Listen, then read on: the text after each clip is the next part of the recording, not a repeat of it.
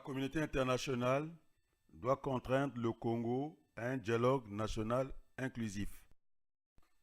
Peuple du monde, peuple congolais, après la révélation fracassante de Radio France Internationale RFI sur la dette cachée du Congo qui a atteint 120% du produit intérieur brut, on peut comprendre la position de la Radio France Internationale, RFI, qui n'est pas là pour amuser la galerie. On est aussi en droit de penser à la caducité de l'accord Bienvenue au Kémi RFI. La faramineuse dette Denis Sassou Nguesso a mis tous les Congolais en colère.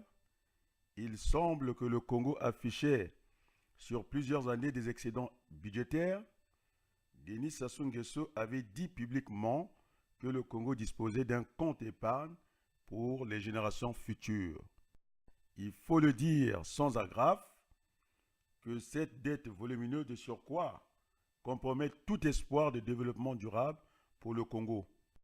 Le peuple congolais doit dire au monde entier qu'il refuserait de payer les dettes entre guillemets souveraines contractées par des gens qui n'ont pas sa légitimité.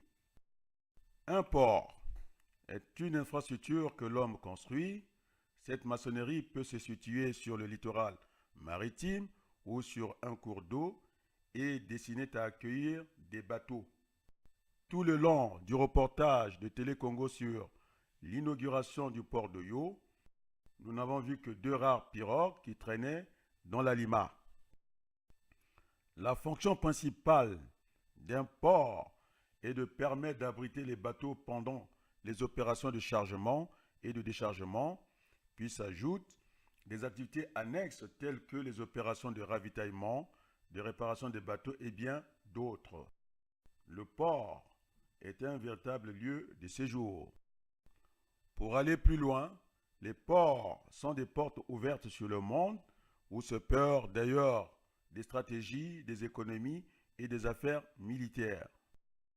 Denis Sassou Nguesso, pour bien se moquer du Fonds monétaire international FMI, il a inauguré en date d'avant-hier le très ennuyeux port de Yo sans bateau avec une seule grue dominant tout le port où les engins d'alimentation sont invisibles. Le peuple de Yo affirme que les engins d'alimentation du port seraient prêtés à l'hôpital de Yo.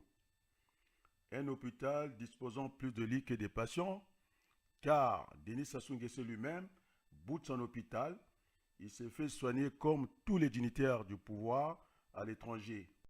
L'hôtel Alima Palace et l'aéroport Olombo Oyo sont des gadgets publics qui montrent bien le chemin de la banqueroute du Congo. De faillite en faillite, il est à craindre que les vaches laitières de Denis Sassou Nguesso, de Mbobo Oyo, puissent conduire le Congo à la construction d'une raffinerie du pétrole à Oyo pour traiter le lait de la Lima.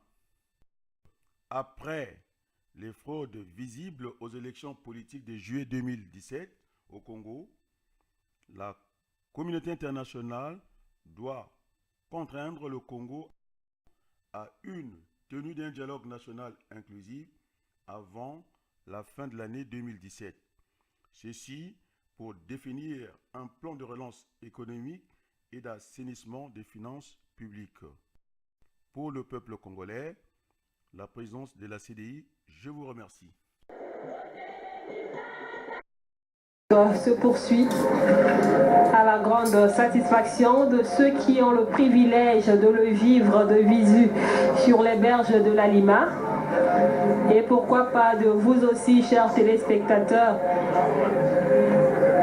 Télé Congo se fait le plaisir de vous transmettre ces images. Carré, que vous voyez bien qu'une visite motorisée s'impose parce que parcourir une telle superficie à pied, je ne sais pas à quelle heure ils vont finir cette visite.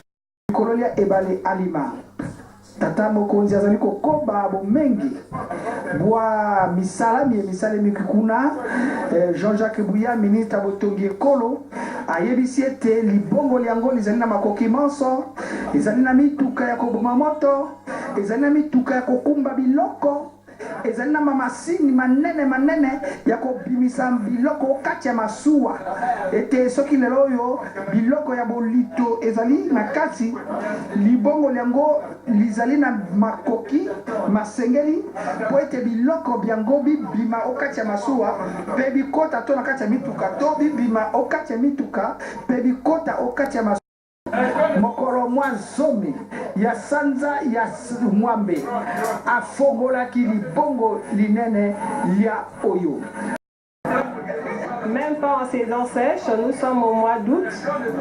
Certaines eaux tarissent déjà, mais l'Alima garde ses eaux, ce qui permet cette démonstration. Ces images sont signées Stella Elanga. Ces belles images en tout cas qui nous montrent la majesté de l'Alima. Comme quoi les autorités n'ont pas eu tort d'ériger ce port à cet endroit. Il y a quelques années, c'était la savane, comme l'a su le rappeler le ministre de l'aménagement du territoire Jean-Jacques Bouya.